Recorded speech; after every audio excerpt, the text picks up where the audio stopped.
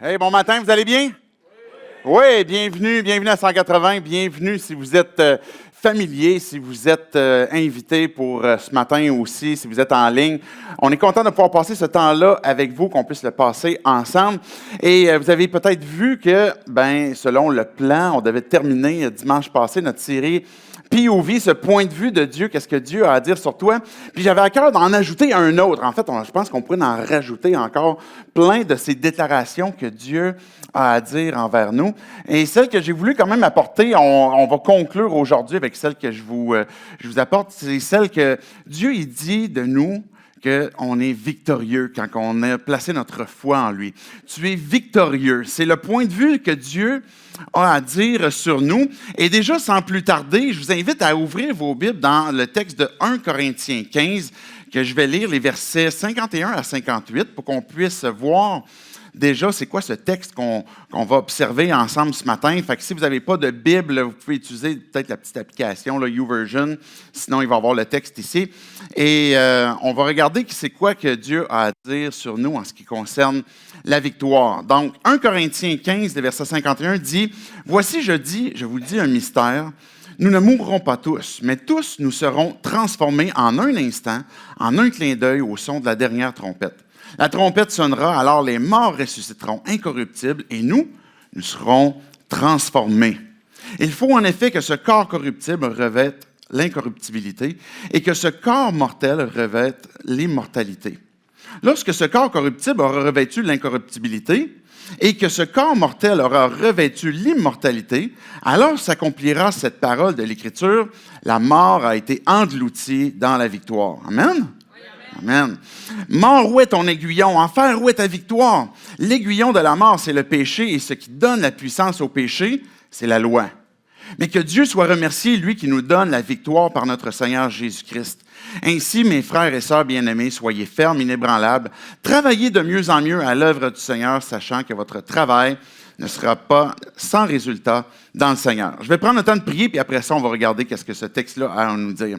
Dieu, je veux te dire merci parce qu'on a l'occasion de pouvoir ouvrir ta parole, ouvrir qu'est-ce que toi tu as à nous dire, Dieu, de ce point de vue que tu veux nous communiquer ce matin.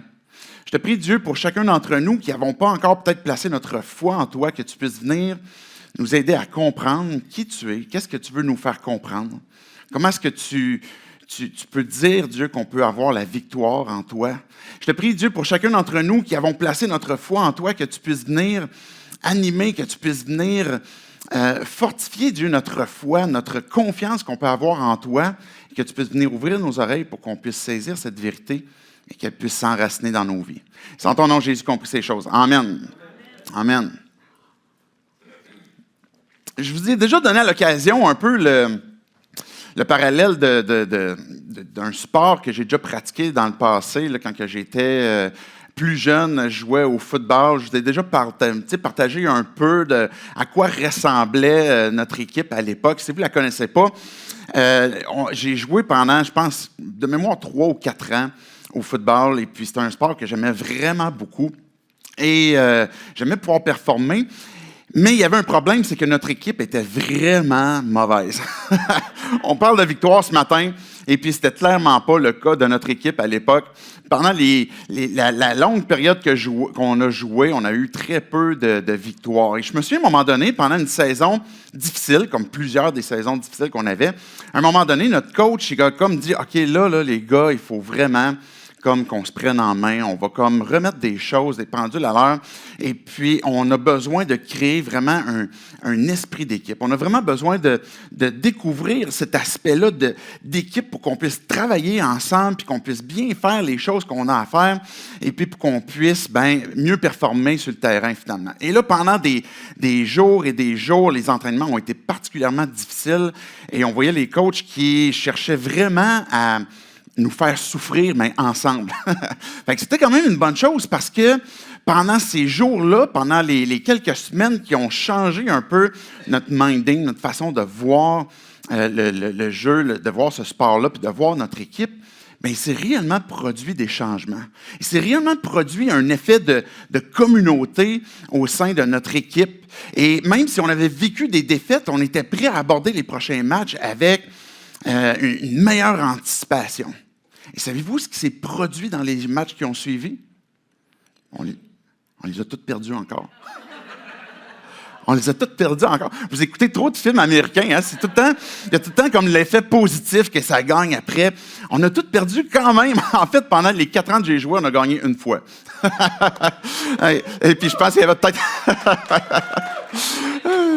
mais quand même, il s'est passé quelque chose à ce moment-là dans notre équipe, ce que je parlais, où à un moment donné, on a vu la chose différemment. C'est que même quand on perdait des parties, il se produisait quand même au sein de notre équipe de la joie, un plaisir que d'être ensemble. Et puis quand une personne réussissait, par exemple, à faire un toucher, par exemple, un touchdown, mais là, on devenait fou, là. On perdait de beaucoup. Mais si on réussissait à faire un touchdown ou un botté, bien pour nous, c'est comme si on venait de gagner la coupe, là. On était dans la joie à chaque fois. On avait vraiment cette attitude où on avait du plaisir, malgré le fait qu'on perdait, et que même les petites choses, les petites victoires qu'on pouvait avoir ensemble en équipe, on pouvait vraiment les vivre ensemble. On pourrait penser que le fait par exemple, l'équipe à la fin, je ne sais pas c'était qui, là, à la fin d'une saison qui avait gagné la coupe, par exemple, évidemment, c'est ceux qui ont eu la victoire sur la Ligue, etc. Mais il y a quelque chose qu'on pouvait expérimenter, qu'on voyait que d'autres mêmes équipes n'expérimentaient pas à cause de cet effet d'équipe ensemble, puis de voir chaque chose sur laquelle on peut progresser comme étant une victoire en soi. Notre victoire, quand on pense par rapport à Dieu, elle ressemble à quoi? On pourrait être mitigé à se dire, OK, jusqu'à quel point est-ce que je suis réellement victorieux? Si Dieu me dit, tu es victorieux, est-ce qu'il voit vraiment tout? Tu sais, qu'est-ce que je fais puis qu'est-ce que je pense? Évidemment que oui, mais pourquoi est-ce qu'il dit quand même le fait qu'on est victorieux? On a lu dans 1 Corinthiens 15, ce texte que Dieu nous laisse en ce qui concerne la résurrection. Peut-être que si vous êtes relativement familier avec l'Église, avec la Bible, pour vous, c'est un terme que vous êtes habitué. On en parle de Jésus comme étant le premier qui a été ressuscité d'entre les morts.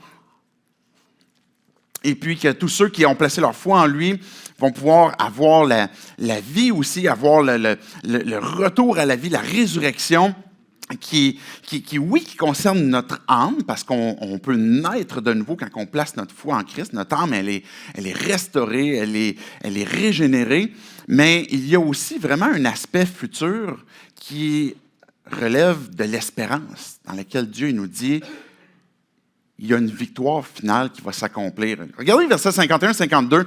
Il va dire, je vous laisse un mystère. Quelque chose on a besoin de comprendre, on a besoin de saisir dans le plan de Dieu, que voici qu'est-ce que Dieu a à faire avec nous, qu'est-ce que Dieu veut accomplir à travers nous. Et cette révélation-là qu'il va nous apporter, il va dire, au moment où Paul écrit ça, il va dire, OK, je veux que vous compreniez que Dieu n'a pas terminé avec chacun d'entre nous. Il y en a qui sont morts. Peut-être que vous avez eu des proches qui sont décédés. Vous avez peut-être un peu de découragement parce que vous dites, Dieu nous a promis la vie, puis pourquoi est-ce qu'il y a des gens qui meurent? Comment ça se fait que même il y a des chrétiens qui sont persécutés puis qui meurent aussi de leur foi? Comment ça se fait? Et là, Paul, ce qu'il va dire, ce que Dieu est en train de nous laisser dans le verset 51-52, c'est, OK, mais dans le plan de Dieu, dans ce que Dieu va faire à la dernière trompette, le dernier événement qui va venir sceller le plan de Dieu, de l'histoire de l'humanité, puis l'intervention de Dieu avec l'humanité, mais c'est le moment où on ne va pas tous mourir, on sera tous transformés, tous ceux qui auront placé leur foi en lui. En un instant, en un clin d'œil, au son de la dernière trompette, la trompette sonnera, alors les morts ressusciteront incorruptibles. Et Paul était tellement convaincu que ça allait se passer à son époque qu'il disait, et nous serons aussi transformés. Fait que, ce que Dieu est en train de nous dire ici, c'est qu'il nous dit, vous êtes victorieux, tu es victorieux. Mais il faut comprendre en même temps qu'il y a un aspect d'espérance qu'on doit saisir, qu'on doit comprendre et serrer dans nos cœurs. Qu'on est sauvé par la foi, on place notre confiance en Dieu à chaque jour pour vivre notre vie dans les moments où Dieu il intervient dans différentes circonstances. On place notre foi en lui pour obtenir le salut de nos âmes, mais on est sauvé aussi par espérance. C'est cette foi on sait que dans le futur, Dieu a un plan et que la victoire elle est complète. Et cette victoire-là, ce qu'elle va venir faire dans nos vies, c'est nous transformer complètement. Qui, oui, ça va concerner le corps. Il y a une résurrection, mais il y a quelque chose qui, dans l'espérance que l'on a, où on peut être sauvé déjà maintenant de la conséquence du péché. La conséquence du péché, c'est que si je décide de faire le mal, bien, ultimement, c'est quoi? Je suis séparé de Dieu. C'est ça, la pire des conséquences, c'est qu'étant séparé de Dieu à cause du péché, la colère de Dieu est sur moi, et que oui, il y a un aspect d'enfer, évidemment, qui est concerné, mais le plus grave, c'est le fait que moi et Dieu, on n'est pas réconciliés. Mais si je place ma foi en lui, ben maintenant, Dieu, il va me sauver, oui, de la conséquence du péché, de mon état pécheur, mais il va me sauver aussi de l'autorité du péché. On en a parlé, il y a une couple de discours passés, mais dans notre espérance que l'on a, quand on parle que Dieu va transformer complètement notre être, c'est qu'on est sauvé aussi de la présence du mal qui est autour de nous puis qui est en nous. Du mal qu'on continue de faire et qui nous emmène des fois à voir l'expérience de victoire comme étant peut-être plus comme quelque chose qui est théorique puis qu'on ne peut pas réellement saisir, qu'on ne peut pas réellement s'approprier. Mais pourtant, la réalité, c'est que on sera tous transformés. Je ne veux pas insister tant sur l'aspect de futur, c'est quoi la fin des temps, c'est quoi la chronologie de tout ça. Ce n'est pas tant ça qui est important ici. Ce que Dieu est en train de nous montrer ici qui est important, puis que quelle que soit votre interprétation là, de la fin des temps, etc., c'est d'avoir cette espérance comme quoi que, en un instant, à un moment donné, dans cet aspect futur, ben, je peux avoir la foi que la victoire complète et définitive va se produire, va s'accomplir. Et quand on regarde, par exemple, Apocalypse, puis là, je ne veux pas vous perdre encore dans plein de trucs de fin du monde, etc., mais le livre d'Apocalypse, puis on a fait une série sur ça il y a quelques mois, ben, nous montre qu'on est victorieux en Jésus-Christ. Le livre de l'Apocalypse, c'est pas un livre de peur, c'est pas un livre de toutes sortes de trucs qui sont là pour comme on va craindre qu'est-ce qui s'en vient, mais c'est un livre qui avait été écrit à l'époque pour donner du power, donner du guts aux chrétiens qui sont en train de vivre des fois des persécutions, des difficultés, pour leur dire vous êtes victorieux. Mais oui, il y a simultanément de la souffrance, mais il y a aussi la victoire qui est présente. Et Paul, il va continuer en disant, par exemple, regardez verset 53, il faut quoi? C'est bon, ça fait comme une petite slide vers un petit teaser vers le reste. Il faut en effet que ce corps corruptible revête l'incorruptibilité. Cette idée où il y a la corruption qui existe encore et la mortalité, qui sont deux aspects dramatiques. La corruptibilité, la corruption, oui, ça va impliquer l'aspect corporel, notre physique, notre corps, la maladie, la souffrance. La Bible va dire, par exemple, que le corps dépérit, mais l'homme intérieur se fortifie à chaque jour. Fait qu'il va y avoir, oui, un aspect où la corruption est en train de se faire, et cette corruption, c'est l'effet du péché, c'est l'effet du mal. Où non seulement notre corps, mais toute la création souffre, ben, les douleurs du péché, les douleurs de l'enfantement. Et il faut que, ce que Dieu va nous dire, c'est qu'il faut que ces deux aspects-là disparaissent. Ça fait partie du plan de Dieu que ce qui nous corrompt disparaisse. Non seulement ce qui détruit nos corps, mais nos vies. Des choses qui, peut-être, on lutte avec. On a des combats, puis qu'on a l'impression qu'on n'a pas la victoire sur certains combats. La mortalité, ce qui, oui, peut faire mourir le corps, mais ce qui fait mourir nos vies aussi, ce qui fait mourir notre qualité de vie, ce qui vient voler notre joie, ce qui vient voler nos nuits de sommeil, ce qui vient voler des relations, ce qui vient briser, mais c'est cet effet de mort. Mais ce que Dieu nous dit, c'est que ce qui est la corruption, ce qui est mort, va être complètement englouti. Va être complètement disparu. Il va dire au verset 54, la corruption aura revêtu l'incorruptibilité et ce qui est mortel aura revêtu l'immortalité.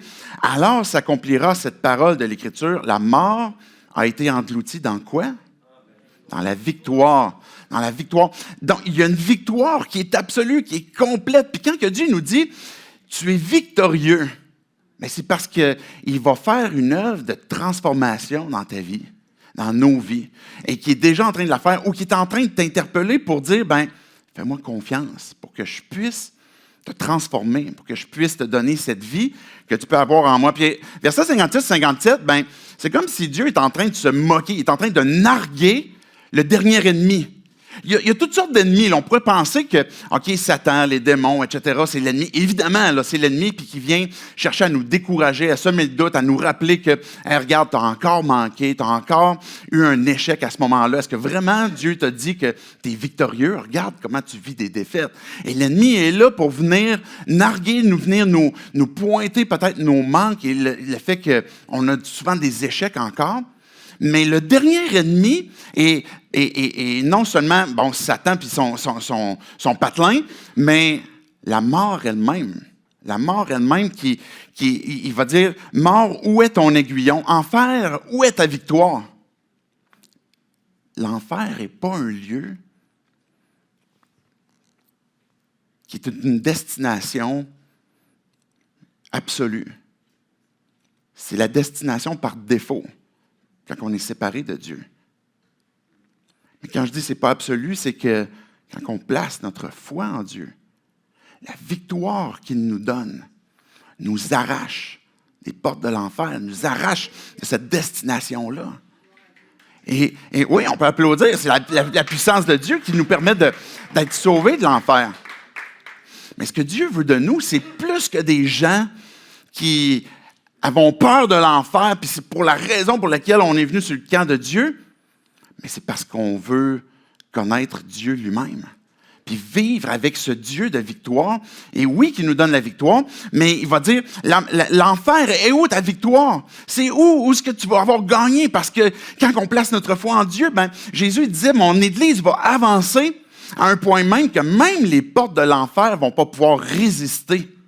Le progrès de l'Église est tellement puissant que l'enfer ne peut pas le ralentir. Et souvent, on va voir ce texte-là comme, les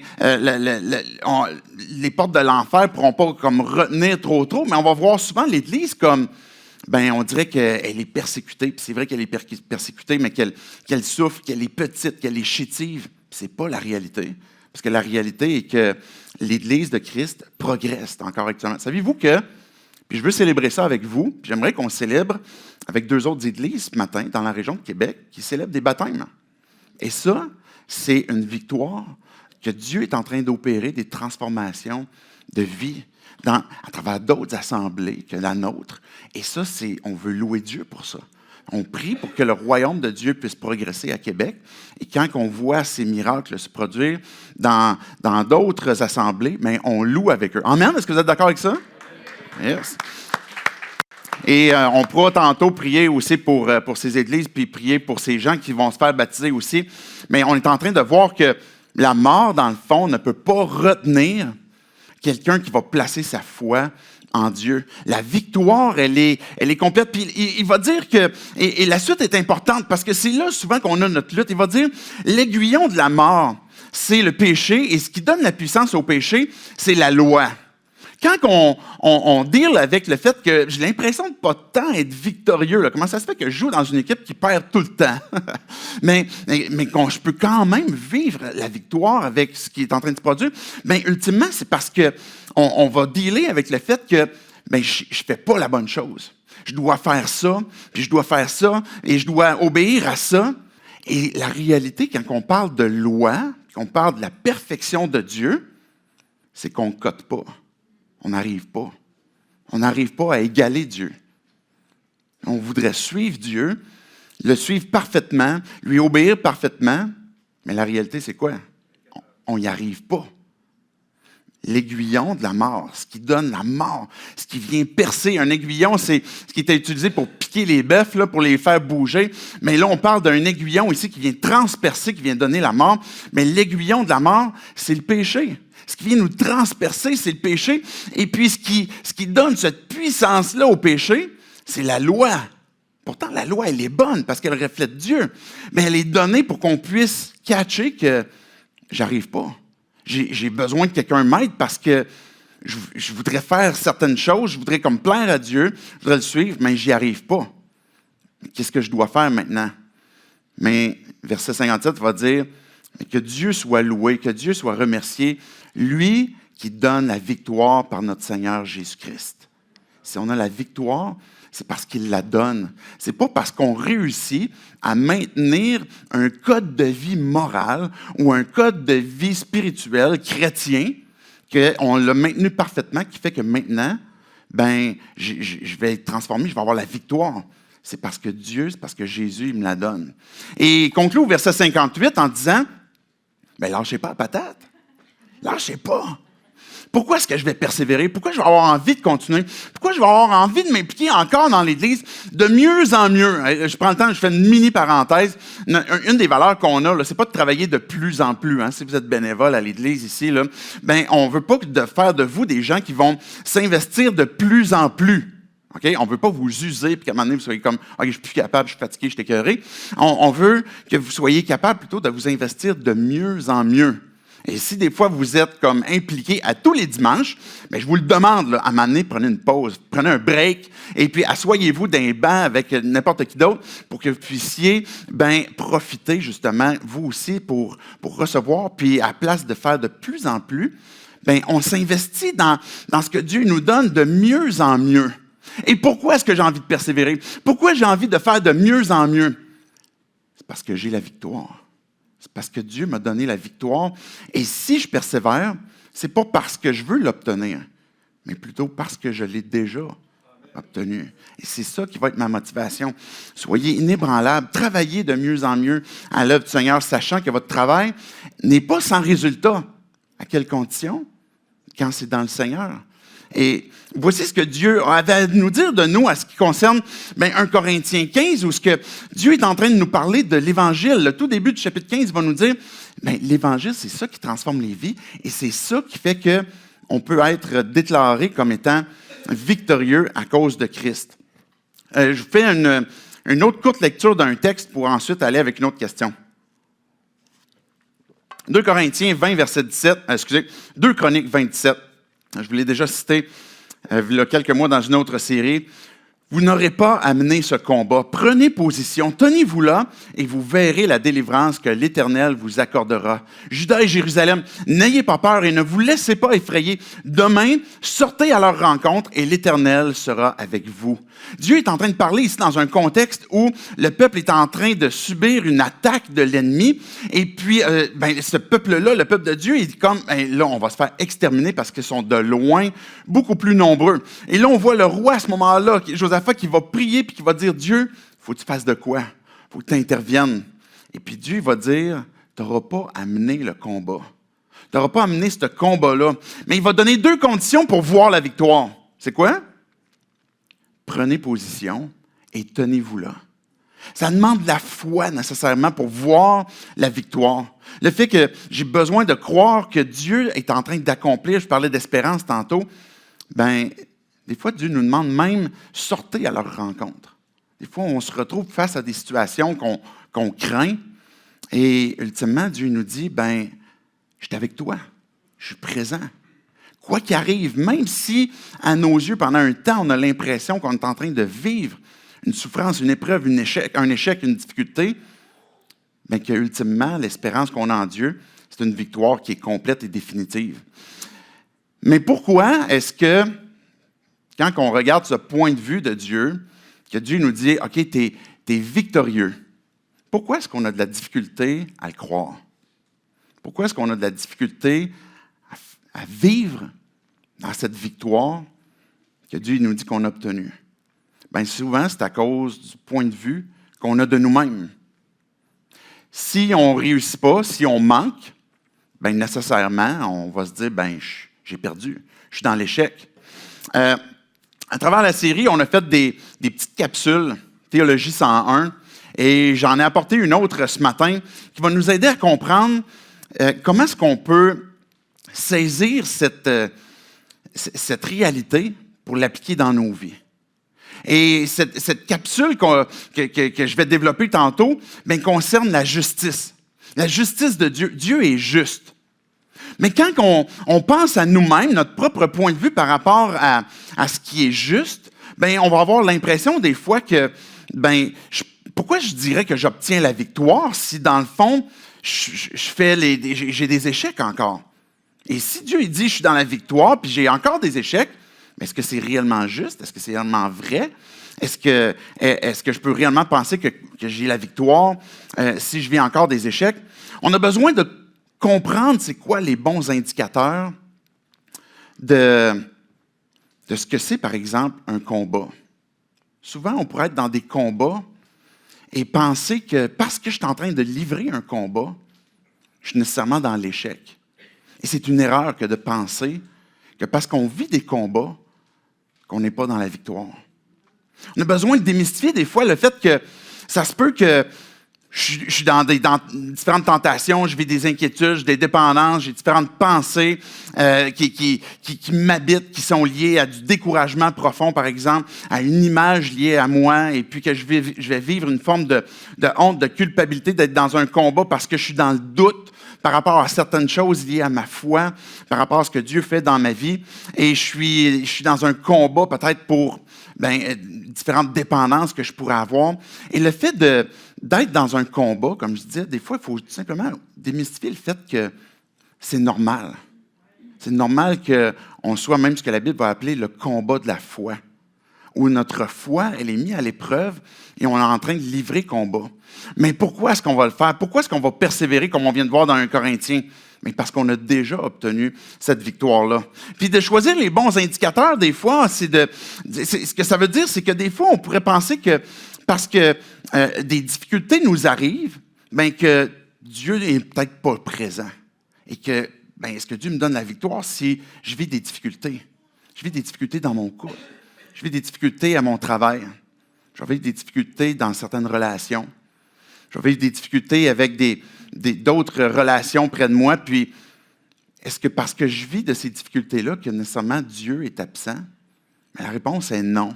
Mais des fois, on va avoir tendance à croire ça, ou penser que l'absence de difficulté implique nécessairement la présence de Dieu. Là, on va voir les autres, on va dire « Hey, eux autres, ils n'ont pas l'air d'avoir de la difficulté. » Il me semble que leur couple va tout le temps bien, eux autres. Il me semble qu'au travail, lui, ça a l'air de toujours bien aller. Et puis là, dans notre impression, des fois, on pourrait penser que Dieu est avec.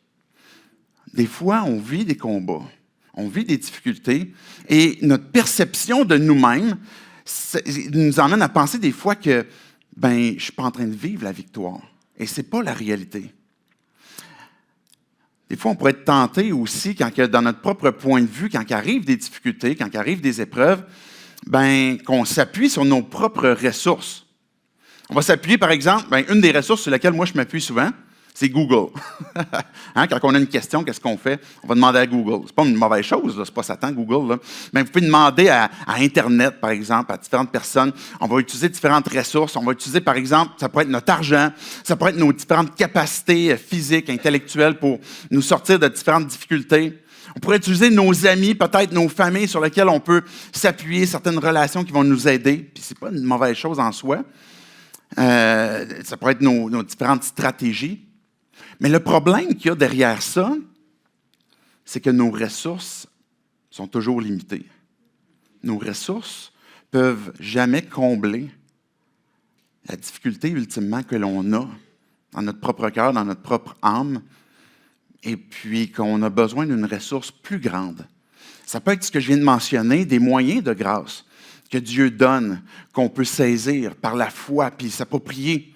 Mais ultimement, notre point de vue de nos ressources ne doit pas nous conduire à « c'est ça qui va me conduire ultimement à la victoire ».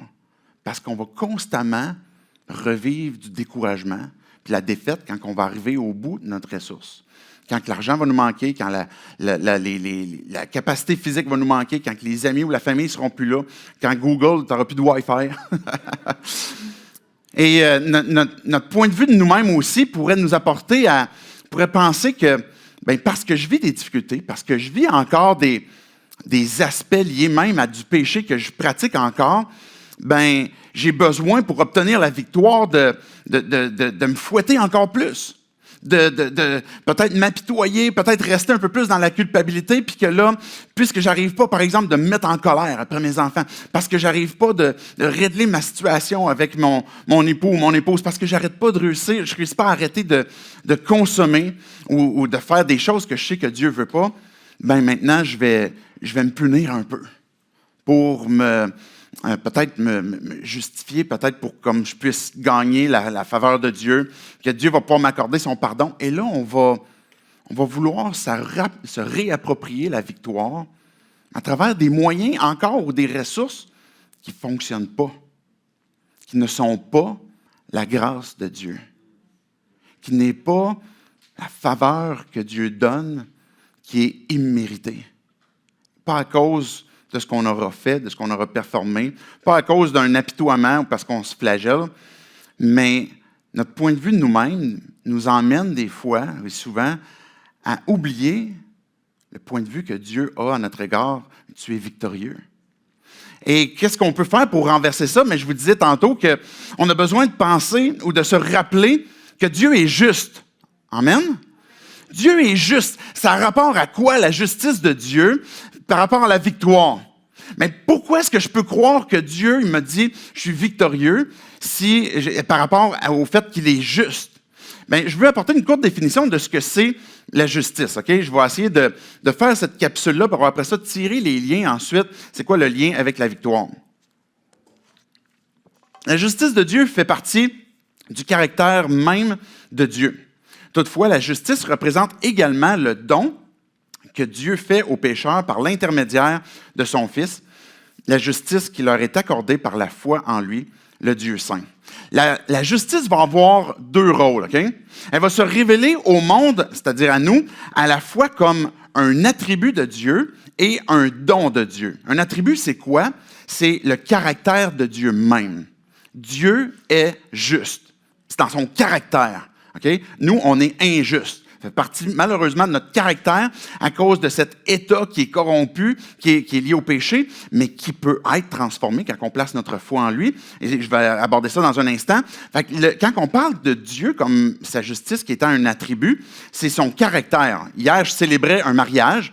Et dans le mariage, il y avait, par exemple, une section où on fait des vœux, comme dans tous les mariages. C'est comme à la partie, je veux dire, religieuse du mariage. Mais quand on fait des vœux, c'est vraiment là qu'on est en train de prononcer des promesses devant Dieu, devant des témoins, pour dire, maintenant, je fais une alliance avec l'épouse ou avec l'époux pour qu'on va ensemble vivre. Et souvent, dans les vœux, ça va être, mais je te promets fidélité. Je te promets de te soutenir dans la richesse comme dans la pauvreté, dans la santé comme dans la maladie.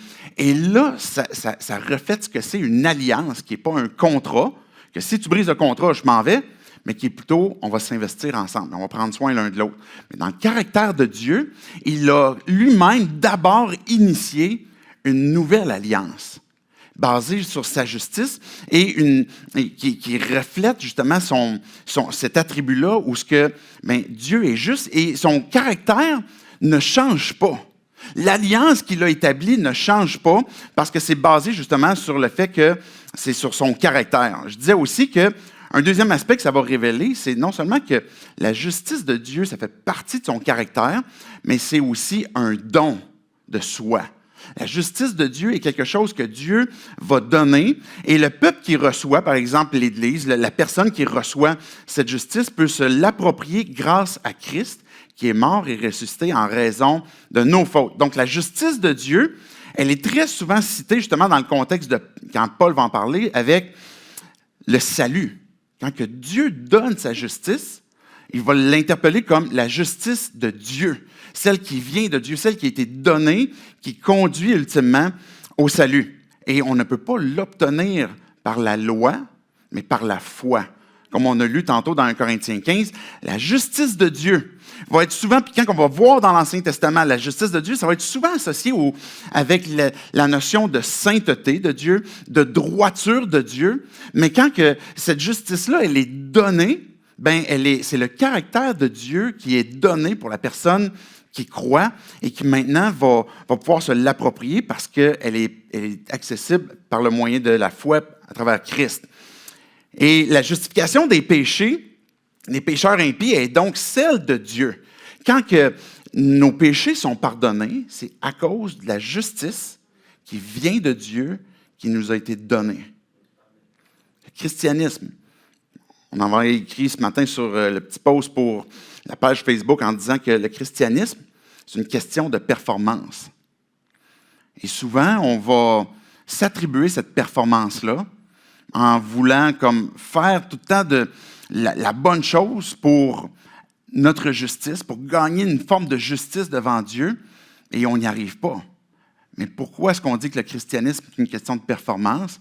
Ce n'est pas la nôtre, mais c'est la celle qui vient de notre Sauveur, sa performance à lui. Étant donné qu'il est juste, il peut donner la justice, et tous ceux qui sont sauvés, c'est parce qu'ils ont obtenu cette justice, cette justification qui est celle de Dieu, parce qu'elle atteste la sainteté et la justice, tout en révélant la miséricorde et son amour. Est-ce que vous me suivez jusque-là? Good.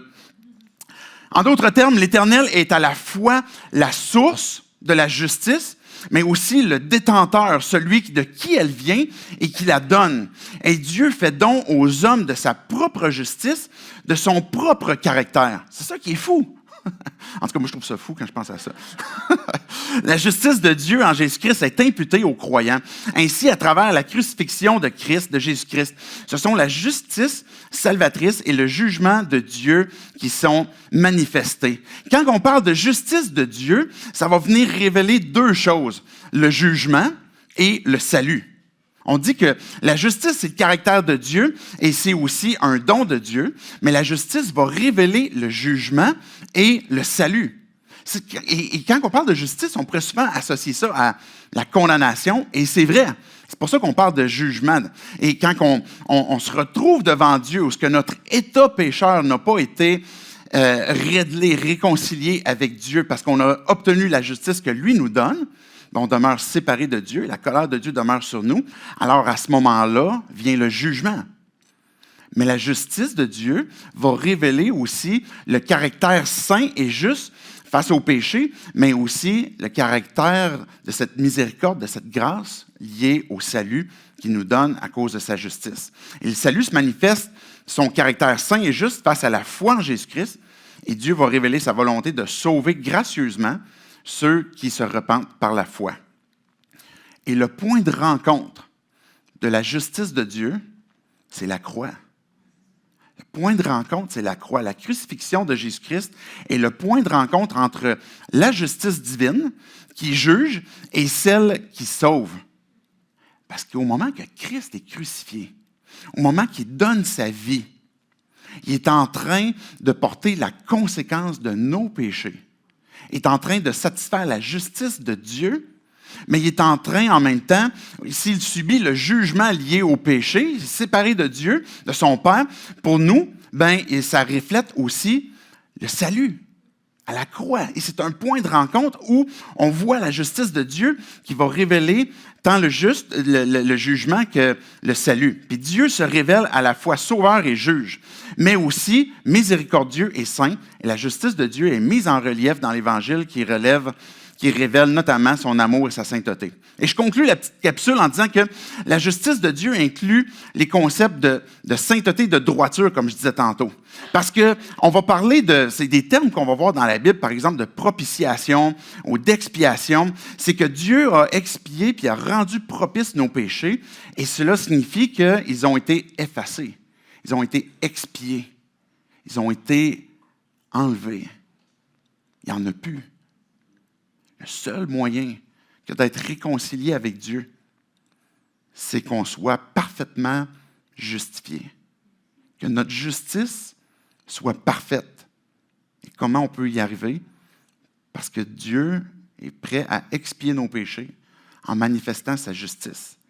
Mais quand on vient à la croix, c'est parce qu'on comprend d'abord le fait qu'il y a un jugement qui est contre moi à cause de mon péché, à cause du mal que je fais, qui est une rébellion contre Dieu, et que je reconnais que je suis injuste, et que Dieu est juste, et que j'ai besoin de sa justice pour obtenir le salut aussi, et que là, je peux saisir parce que lui est prêt à m'en donner.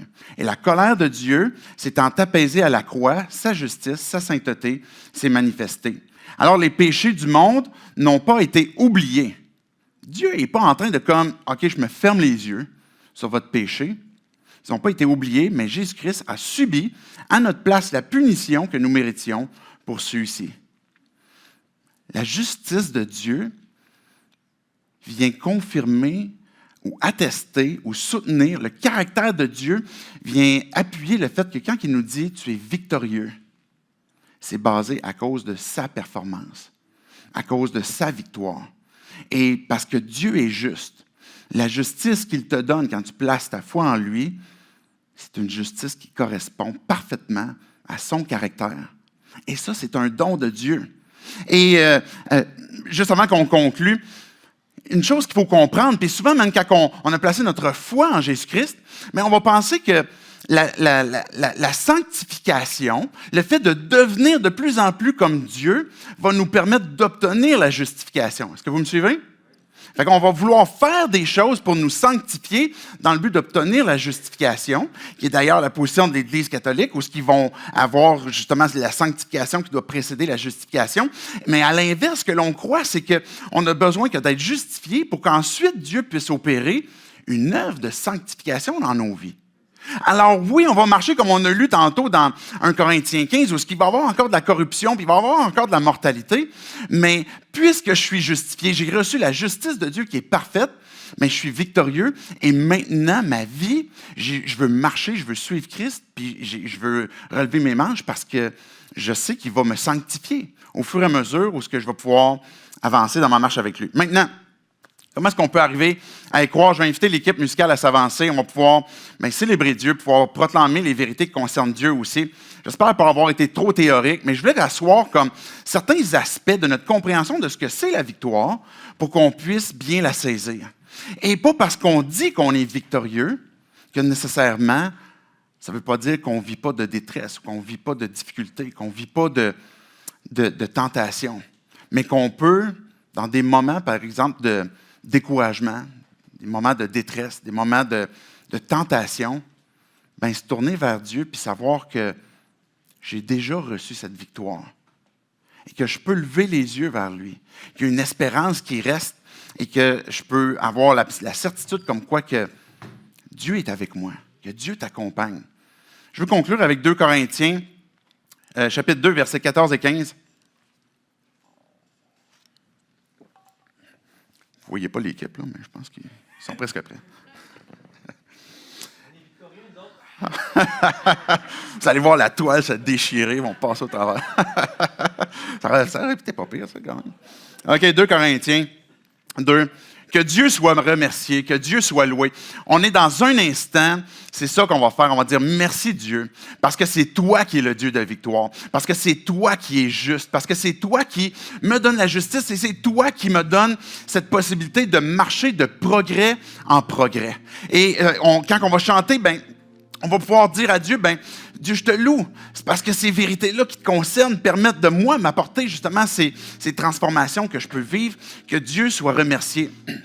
Lui qui nous fait toujours triompher en Christ et qui propage partout à travers nous le parfum de sa connaissance. Et nous sommes en effet pour Dieu la bonne odeur de Christ parmi ceux qui sont sauvés comme parmi ceux qui périssent. Ce que Dieu est en train de nous dire, c'est que la victoire que Dieu te donne, il t'a inclus dans son cortège de victoire.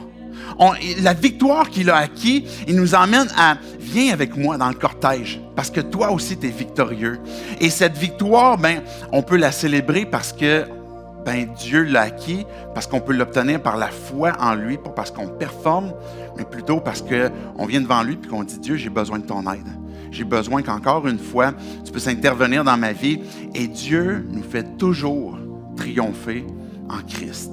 Et je ne veux pas avoir une forme de théologie qui nous donne l'impression que ça va toujours tout le temps être beau.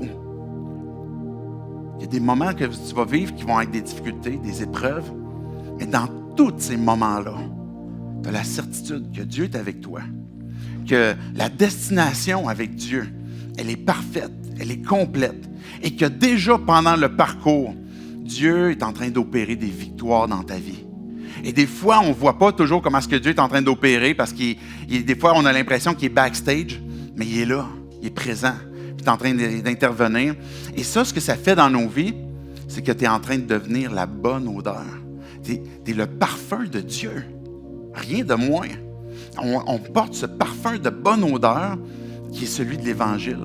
Parce que Dieu nous a transformés, on devient des témoins de comment est-ce que Dieu est en train d'opérer des victoires dans nos vies et comment est-ce que Dieu est en train de devenir celui qui se reflète et qui est en train de nous faire grandir en lui. J'aimerais vous inviter à vous lever. Je vais prier en terminant, puis après ça, on va pouvoir enchaîner avec la louange. Dieu, on veut te dire merci pour ce temps où on peut regarder ta parole et puis serrer ces vérités dans nos cœurs. Je te prie pour chacun d'entre nous, Dieu, là où on est, avec les difficultés, avec les victoires peut-être qu'on a présentement, avec les doutes, avec peut-être des moments de découragement, peut-être des moments d'épreuve. Je te prie, Dieu, que tu puisses nous donner par grâce cette capacité de peut-être seulement juste lever les yeux vers toi. Puis de dire, Dieu, on a besoin que tu interviennes encore dans nos vies. On a besoin encore que tu interviennes. Tu es ce Dieu qui est parfait, ce Dieu qui est juste, comme on a mentionné.